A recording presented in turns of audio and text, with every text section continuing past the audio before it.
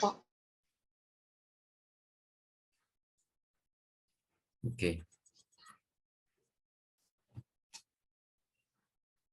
Bismillahirrahmanirrahim. Assalamualaikum warahmatullahi wabarakatuh. Kita mulai untuk pembelajaran mata kuliah farmakologi keperawatan ya. Tidak banyak materinya yang akan saya sampaikan tentang interaksi obat ya.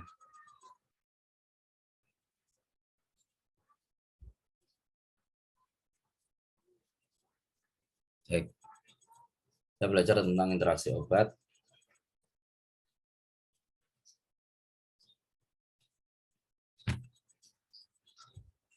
Apa itu interaksi obat dan bagaimana dan apa yang terjadi apabila obat yang diminum kombinasinya tidak sesuai atau kombinasinya saling mendukung gitu ya.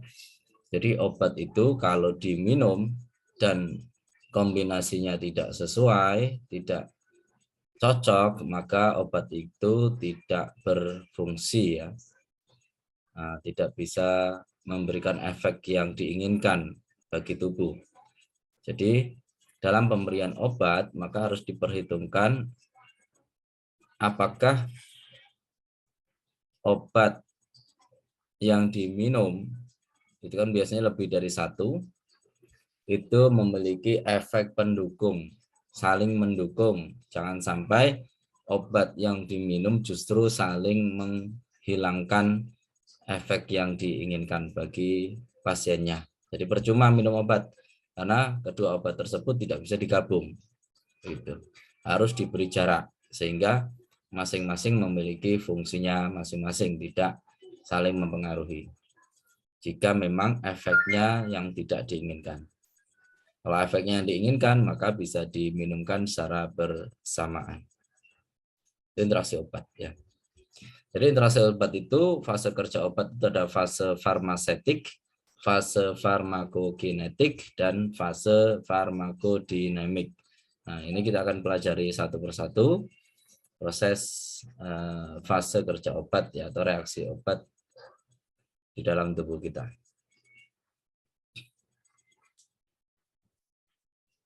Fase farmasetik itu ada tahapannya, ada pil, tablet, kemudian disintegrasi. Setelah disintegrasi akan disolusi, kemudian menembus membran biologis. Nah, ini dia artinya. Nah, disintegrasi adalah hancurnya bentuk sediaan obat oral menjadi partikel-partikel yang lebih kecil. Biasanya obat itu ketika diminum, ya, itu dalam bentuk yang utuh ya. Kalau bentuknya tablet itu dalam bentuk benda padat ya. Tapi kalau bentuknya cair, sirup, itu lebih mudah cepat diserap. Nah, sedangkan yang bentuknya tablet, benda padat, ketika diminum, dia harus dirubah dulu menjadi partikel-partikel kecil di dalam lambung. Kemudian terjadi proses disolusi, melarutnya partikel-partikel yang lebih kecil ke dalam cairan gastrointestinal untuk selanjutnya siap diabsorpsi. Jadi obat yang diminum tadi masuk ke dalam lambung, di gaster. Nah, di gaster itulah dia berubah menjadi partikel-partikel kecil. Dari partikel-partikel kecil dilarutkan lagi bersama cairan gastrointestinal. Cairan gastrointestinal itu contohnya adalah asam lambung ya, HCl-nya. Nah, di situ dia akan dilarutkan di situ untuk menjadi partikel yang lebih kecil sehingga bisa diabsorpsi ketika dia melewati usus ya, usus halus.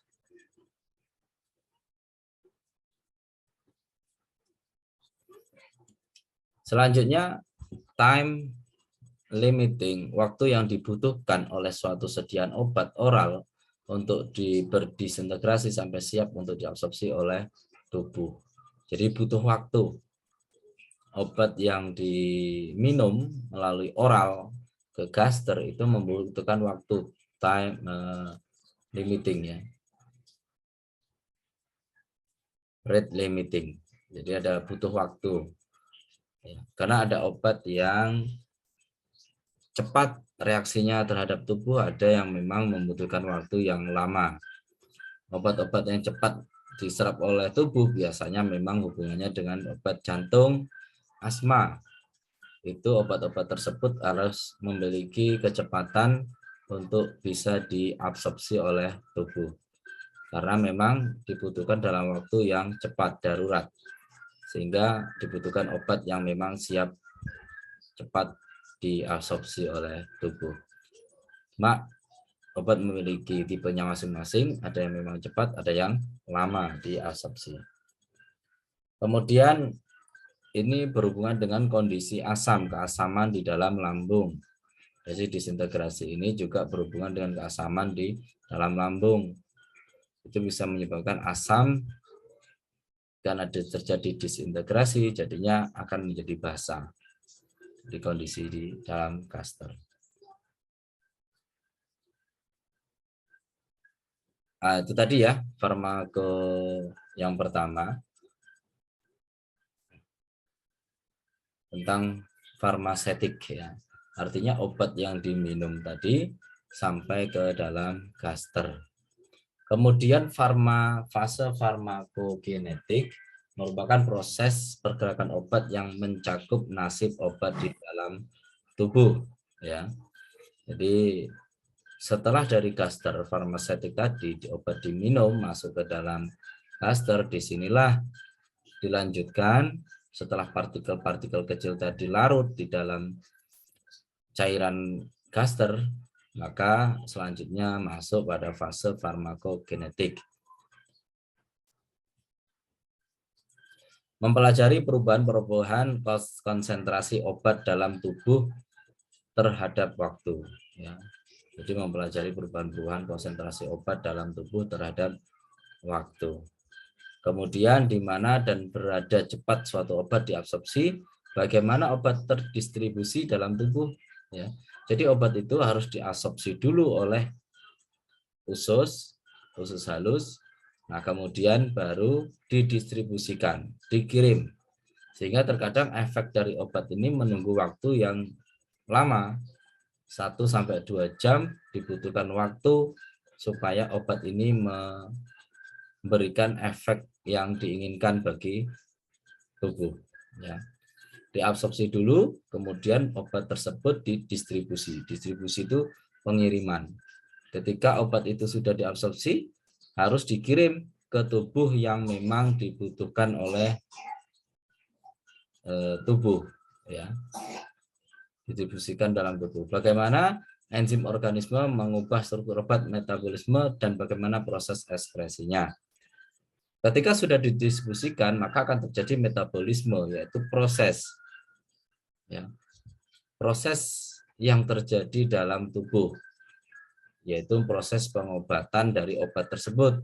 Setelah dari proses pengobatan itu terjadi, maka selanjutnya sisa dari metabolisme tadi akan dieskresikan, yaitu dikeluarkan, apakah melalui urin, apakah melalui keringat, ya, dan lain-lain. Intinya harus dibuang. Maka terkadang ketika orang itu meminum obat tertentu, ada efek ketika orang tersebut buang air kecil ya. Contohnya ada obat ginjal. Ketika diminum, orangnya kemudian BAK, maka BAK-nya berwarna merah. Nah, memang obatnya seperti itu ya. Jadi, untuk peluntur ya, peluntur batu itu ada obat yang memiliki efek ketika buang air kecil warnanya menjadi merah urinnya. Itu bukan darah karena memang efek dari obat. Absorpsi, pergerakan partikel-partikel obat dari saluran gastrointestinal ke dalam cairan tubuh, yaitu darah, melalui mekanisme absorpsi. Jadi partikel-partikel tadi yang ada di gaster yang sudah dihancurkan oleh asam lambung atau cairan lambung, maka partikel-partikel itu akan dikirim ke usus ya. Sebetulnya obat ketika diminum itu akan terasa berat ketika berada di gaster. Kalau gasternya tidak siap, maka gasternya akan sakit.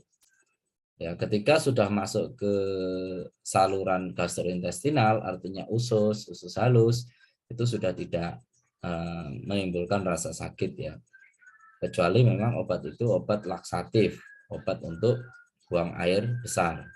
Nah, disitulah akan diabsorpsi obat yang sudah berubah menjadi partikel-partikel kecil tadi, diabsorpsi melalui bulu-bulu kecil yang ada di usus halus. Ya, ada bulu-bulu kecil di usus halus. Disitulah yang namanya obat tadi diserap, kemudian dipindah, ya, absorpsi, dipindah dari luar, dari usus dipindah ke dalam pembuluh darah. Nah, dari darah inilah nanti akan dikirim. Ya, mekanisme absorpsi itu ada dua, absorpsi pasif, facilitated diffusion, yaitu difusi dari konsentrasi tinggi ke rendah. Jadi ada yang pasif, pasif itu dia hanya berpindah dari konsentrasi tinggi ke rendah, artinya tidak perlu penyerapan, cuma dia berpindah karena konsentrasi di dalam darah itu lebih rendah dibandingkan konsentrasi di luar darah. Ya. Sehingga obat tersebut akan berpindah ke dalam pembuluh darah karena memiliki konsentrasi yang berbeda. Di dalam darah dan di luar darah, sel darah itu konsentrasinya harus seimbang. Ketika konsentrasi mereka berbeda, maka yang tinggi akan pindah ke rendah. Tidak membutuhkan carrier, karena memang dia akan pindah dengan sendirinya. Tidak membutuhkan bantuan pembawa, carrier, pembawa, ya, tidak membutuhkan pembawa obat tersebut untuk masuk ke dalam pembuluh darah karena memang posisinya tinggi dan rendah, dia akan pindah ke rendah. Tidak membutuhkan energi, artinya bukan energi kasat mata yang kita lihat membutuhkan tenaga, tapi memang energi yang dibutuhkan oleh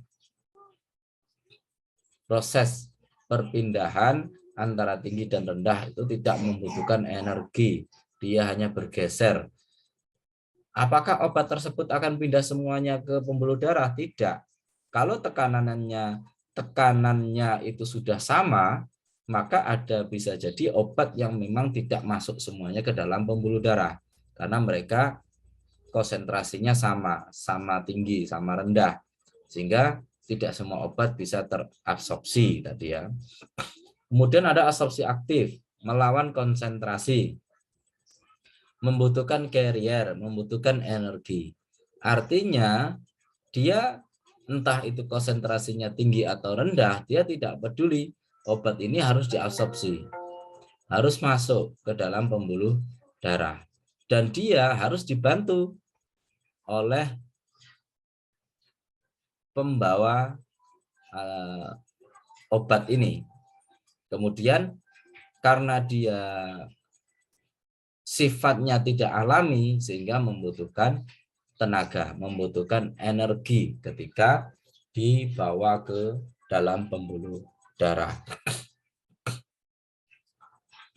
Kemudian pinositosis, obat menembus membran dengan proses menelan atau membentuk vesikel, artinya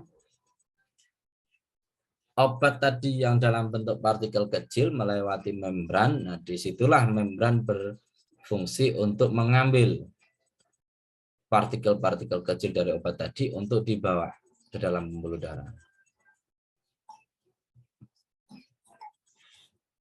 Tempat absorpsi obat itu tergantung pada rute pemberian obat. Ya, ada obat yang melalui inhalasi, inhaler, dia masuk melalui sistem pernafasan, maka yang absorpsi adalah sistem pernafasan. Ada obat yang ditaruh di bawah lidah, nah itu carrier-nya langsung diambil oleh kapiler-kapiler kecil, pembuluh darah kecil yang ada di bawah lidah, sehingga langsung karena lebih dekat dengan jantung dibandingkan dia harus melewati rute lambung, usus halus terlalu lama, sehingga dibutuhkan obat-obat yang memang cepat dibutuhkan oleh penyakit tertentu seperti angina pectoris ya di jantung, bawah lidah. Kemudian ada obat yang memang harus melewati gaster, jadi berbeda-beda. Utamanya pemberian obat secara peroral, tempat absorpsi utama di usus halus dengan permukaan absorpsi yang sangat luas, yakni 200 meter kali 2. Panjangnya 280 cm, diameternya 4 cm, disertai fili dan mikrofili, yaitu rambut-rambut kecil yang di situ juga berfungsi untuk menggeser maupun mengabsorpsi. Ya, utamanya memberikan obat oral. Absorpsinya cukup luas, panjang 200 meter. Ya, 200 meter. Nah, kemudian pemberian obat secara sublingual. Nah, ini tadi obat yang di bawah lidah, sublingual.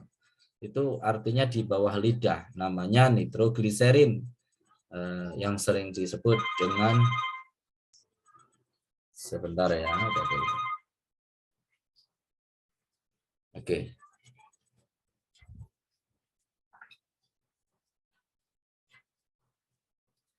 Jadi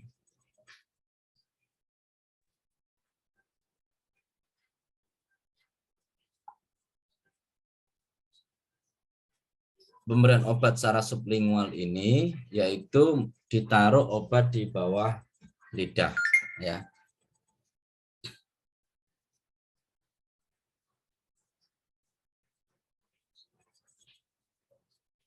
Nama obatnya nitrogliserin atau ISDN. Nama ada ya, obat ISDN. Jadi memang berfungsi dibutuhkan kecepatan untuk diserap oleh tubuh melalui kapiler pembuluh darah kecil di bawah lidah yang nanti akan langsung ditujukan ke jantung. Untuk obat-obat yang sangat larut dalam lemak. Kemudian pemberian obat lainnya ada parektal melalui anus, topikal, kemudian ada parenteral melalui pembuluh darah, melalui infus. Nah, ada yang lewat situ. Faktor yang mempengaruhi absorpsi yaitu aliran darah. Ya. Tergantung pada aliran darah. Artinya darah, komponen darah yang membawa obat tersebut itu sangat berpengaruh dengan kecepatan obat itu berfungsinya. Kelarutan obat, ya, larutan obat ada obat yang padat, ada obat yang cair. Kalau obat yang diminum dalam bentuk cair maka akan semakin cepat prosesnya dibandingkan dengan obat yang padat, karena yang padat harus diproses dulu, dihancurkan dulu menjadi partikel kecil. Kalau yang larut, yang cair itu lebih cepat. Rute pemberian obat itu juga dipengaruhi. Rutenya tadi ya, ada topikal, parenteral, parektal, ya, sublingual. Kemampuan obat difusi melintasi membran. Nah, itu tadi yang sifatnya dia perpindahan dari tinggi ke rendah itu juga mempengaruhi proses absorpsi. Kemudian makanan. Ya. Kalau saya itu lebih suka obat itu saya minum lebih dulu sebelum makan. Kalau saya. Kenapa? Karena obat itu akan lebih cepat diproses, tetapi langsung disusul dengan makan agar obat tersebut tidak melukai lambung. Ada obat-obat keras seperti obat anti nyeri, obat antibiotik, itu ketika diminum orang akan mengalami gastritis atau nyeri pada lambung, ya. Maka dia harus makan terlebih dahulu. Begitu. Cuma ada obat-obat yang tidak perlu makan lebih dulu, itu boleh diminum. Itu akan lebih cepat karena tidak terhalang oleh makanan yang kita makan. Ya. Cuma kalau saya menggunakan obat, biasanya saya minum obatnya dulu 2 menit, 3 menit baru makan. Nah, artinya makanan itu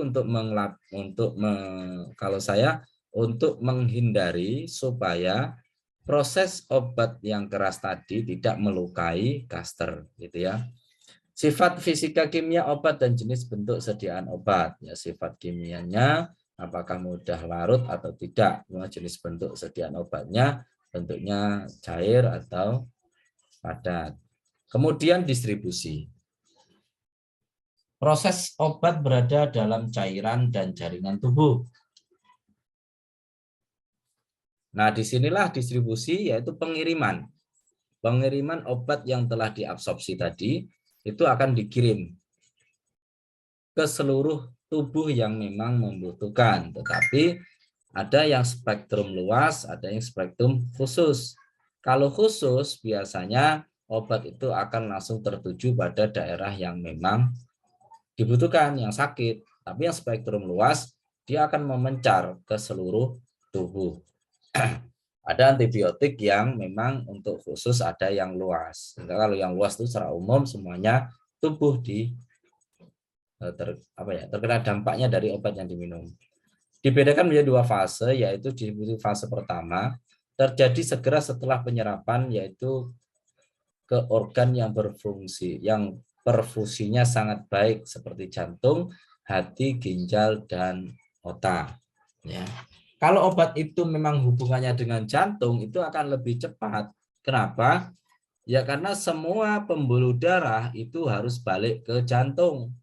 Ketika dia mendapatkan obat yang sudah masuk ke pembuluh darah, dia akan balik ke jantung. Nah, disitulah rata-rata memang obat jantung lebih cepat efeknya.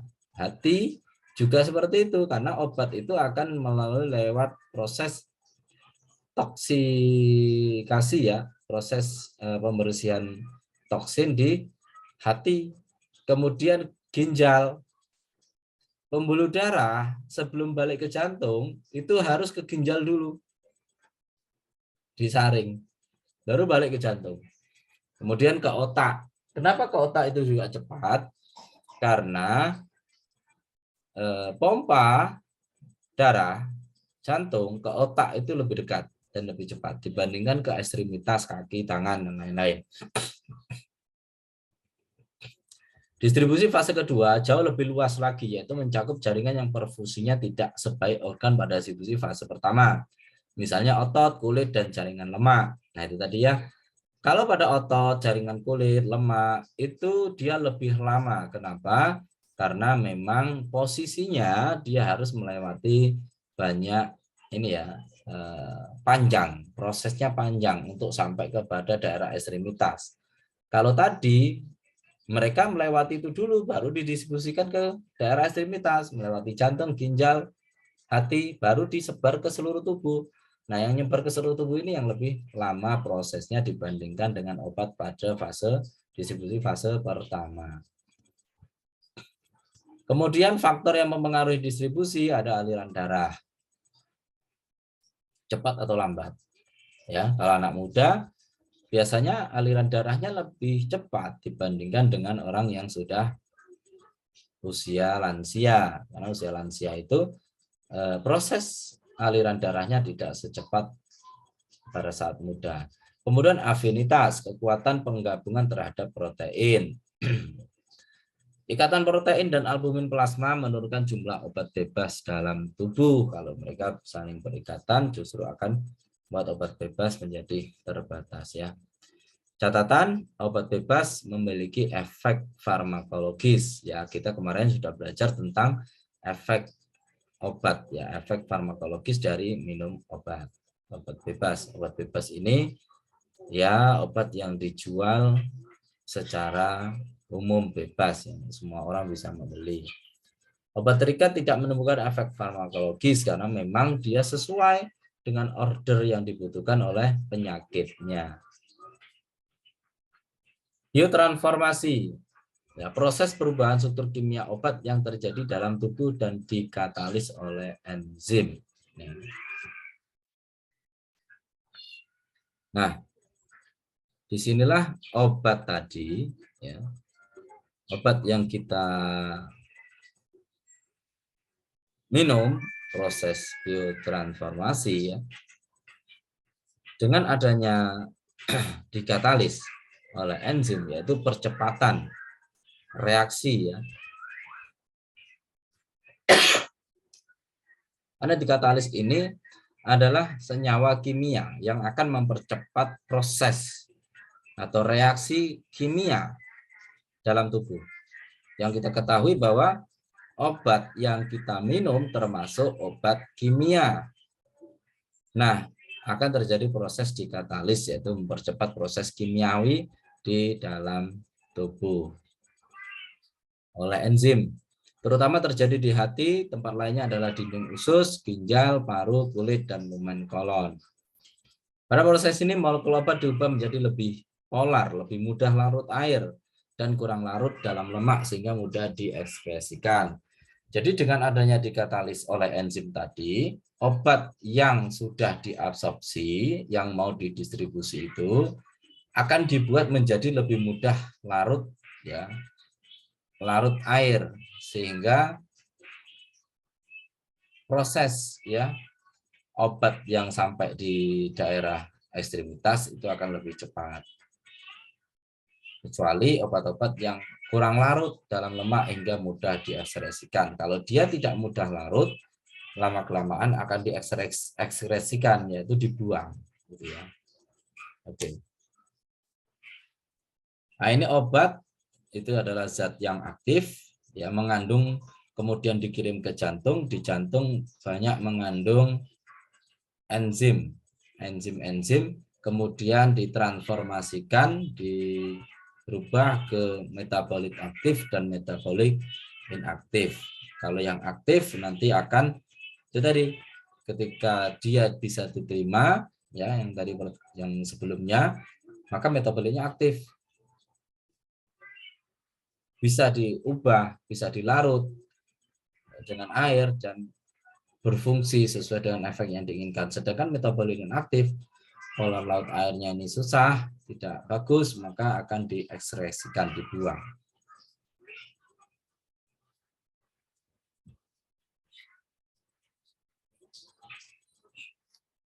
Waktu paruh, ya, time setengah, ya, time half, ya.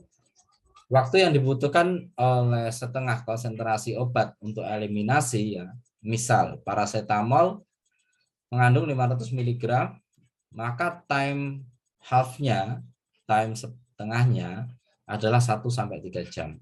Artinya, maka diperlukan waktu sampai 1-3 jam untuk mengeliminasi paracetamol menjadi 250 mg. Jadi, paracetamol yang diminum 500 mg itu akan larut dalam 1-3 jam hanya 250 mg. Kemudian ekskresi, tahap pembuangan. Pembuangan dari sisa metabolisme obat. Rutenya yaitu utamanya melalui ginjal. Ya, balik lagi ke ginjal. Jadi obat tadi diabsorpsi, ya, diabsorpsi oleh di dalam usus halus yang panjangnya 200 meter persegi, ya. Itu diambil oleh pembuluh darah, kemudian dia balik ke jantung, dari jantung didistribusikan ke seluruh tubuh, dari seluruh tubuh balik lagi, sebelum balik ke jantung dia harus lewat ke ginjal dulu.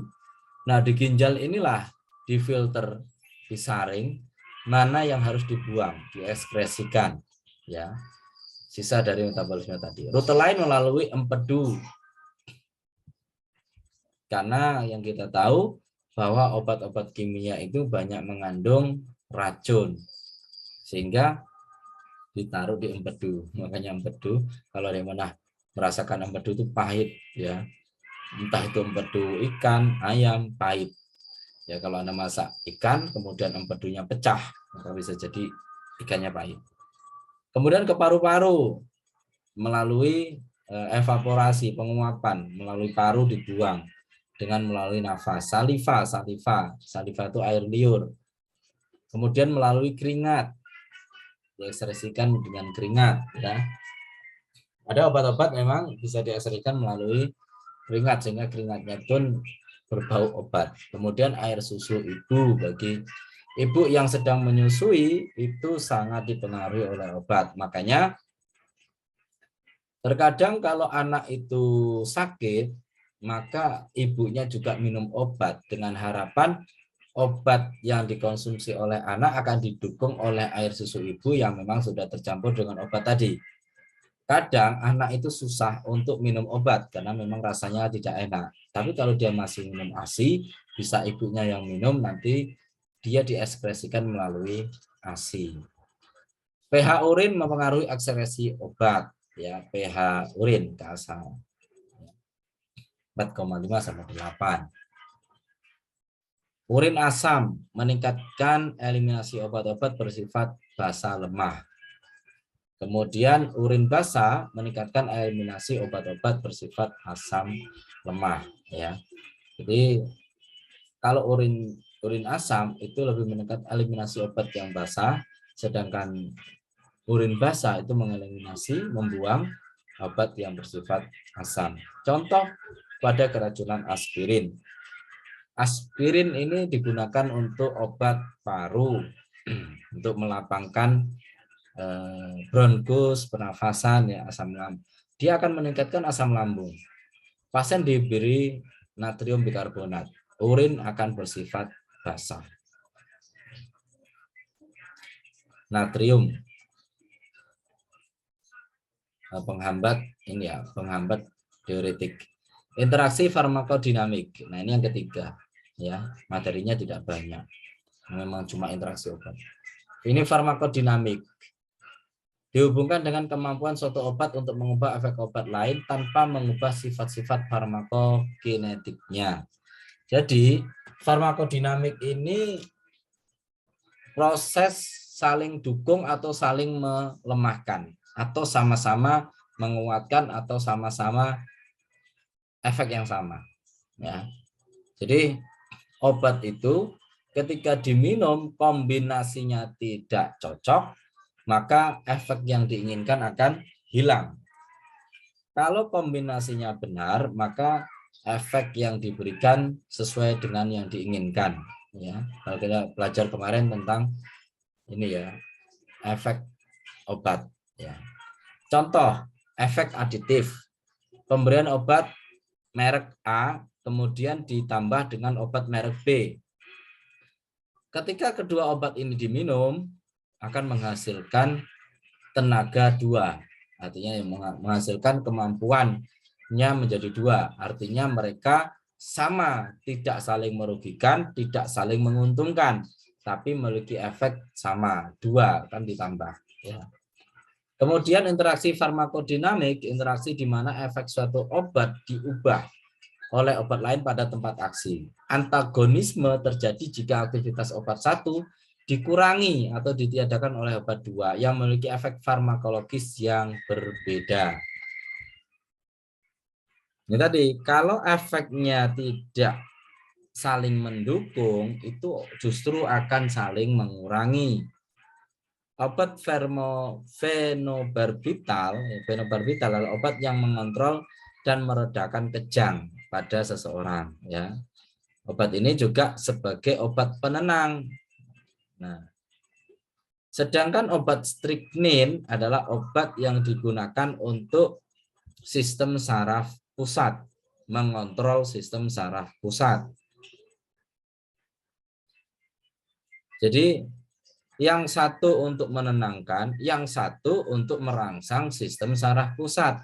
Padahal orang minum obat menenangkan adalah fungsinya untuk melemahkan, mengistirahatkan sistem saraf pusat. Tetapi strychnine justru meningkatkan perangsangan terhadap sistem saraf pusat. Nah, artinya mereka berperang itu obat.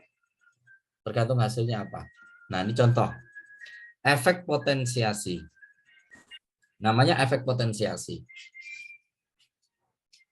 Obat A tidak memiliki efek sebetulnya ketika diminum. Sedangkan obat B hanya memiliki efek 1. Tapi ketika obat A bertemu dengan obat B, itu akan memiliki efeknya 2. Ya. Padahal 0 ditambah 1 harusnya 1. Tetapi karena obat efek potensiasi ini, artinya obat A itu hanya mendukung. Supaya kalau didukung itu kan lompatan dari si obat efek B ini lebih tinggi ketika didukung oleh obat A. Yang sebenarnya obat A tidak memiliki efek yang khusus gitu ya. Cuma dia hanya mendukung. Ya, mendukung agar obat B itu bisa lompat 2 kali lipat dibandingkan dia harus minum sendirian. Kemudian ada efek sinergisme. Efek obat A itu hanya 1. Kemudian efek obat B itu 1. 1 tambah 1 harusnya 2, tetapi karena obat ini memiliki efek sinergis. Terkadang kita kan sering ya melihat sebuah banner logo sinergikan. Nah, artinya tuh harapannya memiliki ketika disinergikan efeknya menjadi yang berlipat-lipat gitu ya. Sinergikan antara guru, dosen dan mahasiswa. Harapannya keluarnya produknya nanti berlipat-lipat. Sama dengan efek obat A dengan obat B memiliki sinergisme sehingga obat tadi manfaatnya berlipat menjadi 3. Gitu ya, bagus. Nah, ini efek antagonis. Jika kita tidak mengetahui obat yang sifatnya efeknya antagonis di antara keduanya ini nggak bisa dipertemukan, ya. Antagonis. Batu ketemu batu pecah, ya. Harusnya batu ketemu tanah liat, maka dia akan berikatan. Batu ketemu batu pecah. Nah, itulah sifat antagonis. Anda kalau berteman dengan teman Anda sesama memiliki sifat yang keras, maka yang terjadi 0 manfaatnya. Tidak ada manfaat. Sama dengan obat ini, sama-sama keras, mereka tidak bisa berkomunikasi, akhirnya efek yang didapat oleh obat ini 0. Makanya obat ini tidak boleh dikonsumsi secara bersamaan, karena dia akan tidak ada fungsinya. Mekanisme yang terlibat dalam interaksi mempunyai adalah perubahan efek pada jaringan atau reseptornya. Mekanisme interaksi obat, interaksi ini penting karena secara klinis indeks terapi obat B yang sempit, misalnya pengurangan sedikit saja, efek akan menyebabkan kehilangan efikasi dan atau peningkatan sedikit saja efek akan menyebabkan toksisitas. Artinya obat kalau kadarnya tidak sesuai yang diberikan justru akan mengurangi dari efek yang diinginkan. Tetapi ketika obat itu diberikan lebih banyak, akan memberikan efek yang lebih berbahaya, toksisitas, meracuni. Nah, makanya perlu orang yang memberikan obat ini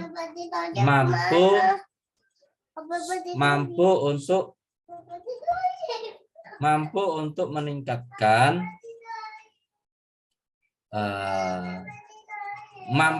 orang yang akan memberi terapi obat ini harus mengetahui bahwa obat-obat tertentu ketika digabungkan jangan sampai memberikan efek toksisitas, artinya memiliki efek keracunan. Kemudian ada kurva dosis atau respon curam.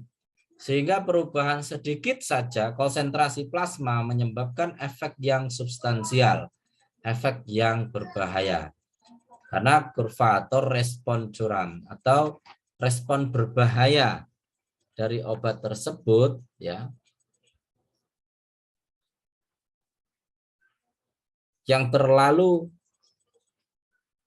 curam, artinya terlalu berbahaya, maka akan menimbulkan efek yang substansial.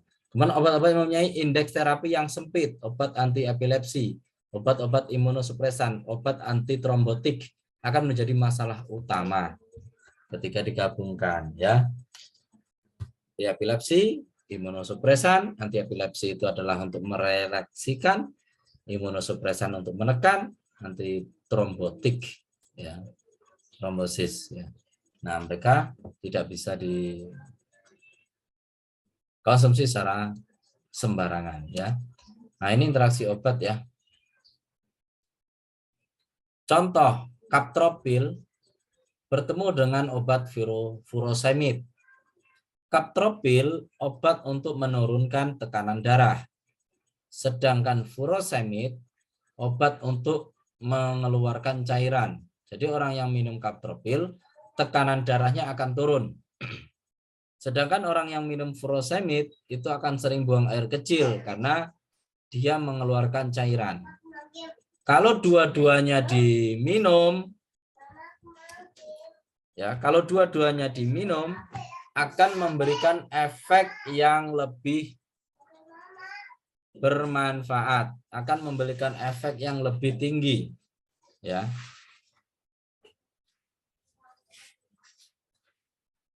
Seperti yang kita ketahui, ya,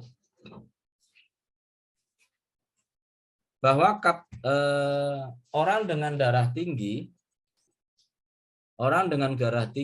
itu karena tekanan di pembuluh darahnya terlalu kuat, jantungnya, sehingga pompaan jantung akan semakin kuat.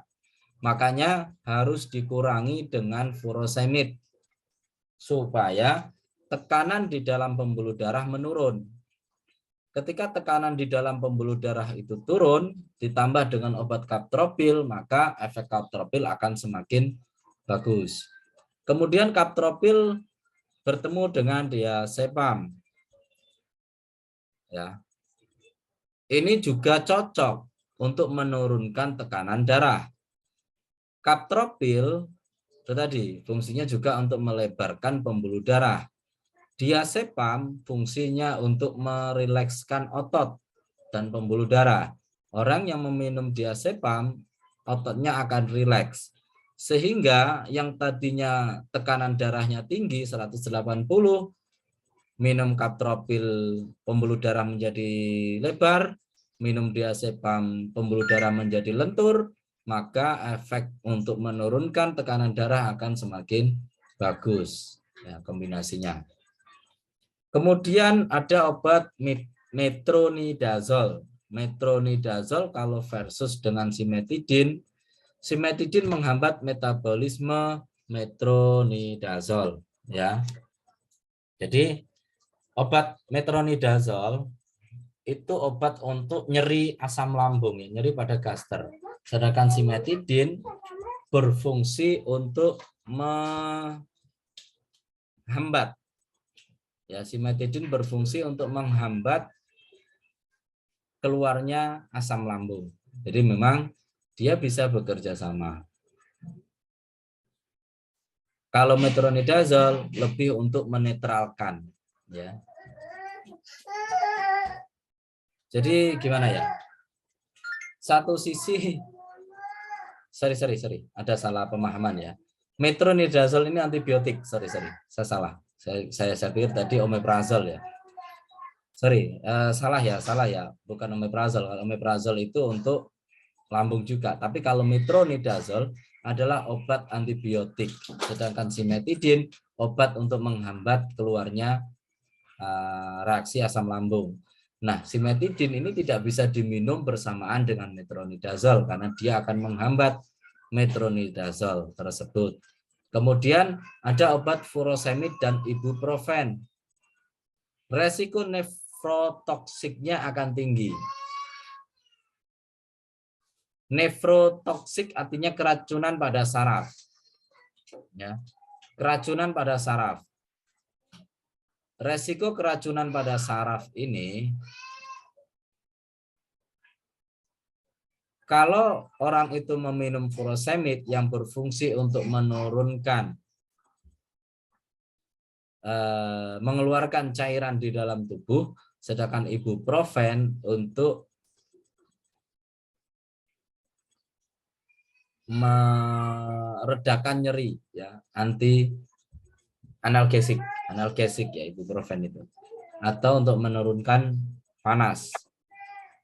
Nah, resikonya bisa terjadi nefrotoksik. yaitu keracunan pada sistem saraf. Ibuprofen itu antagonis terhadap diuretik. Ya, artinya mereka tidak bisa digabungkan. Jadi seperti itu ya.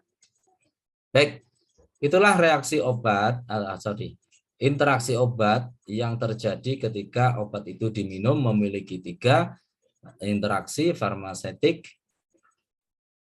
farmakokinetik, dan farmakodinamik. Jadi semuanya sebetulnya adalah urutan dari proses interaksi obat mulai diminum sampai obat itu berfungsi pada tempatnya dan berfungsi pada dan dibuang, maksudnya dibuang, diekskresikan oleh tubuh. Nah, itulah proses farmakodinamik. Oke, 3 proses tadi, 3 proses interaksi obat tadi, semoga bisa dipahami ya oleh teman-teman semuanya, sehingga antar obat ketika dikombinasikan itu harapannya bisa memberikan efek yang diinginkan, efek yang baik, sehingga orang yang sakit itu bisa cepat pulih kembali, sembuh, sehat ya. Baik, terima kasih. Mungkin itu yang dapat saya sampaikan ya tentang interaksi obat. Materinya tidak terlalu banyak, tapi semoga bermanfaat dan bisa dipahami oleh teman-teman mahasiswa semuanya. Baik, terima kasih. Jika ada yang mau didiskusikan ataupun ada yang mau ditanyakan, saya persilakan.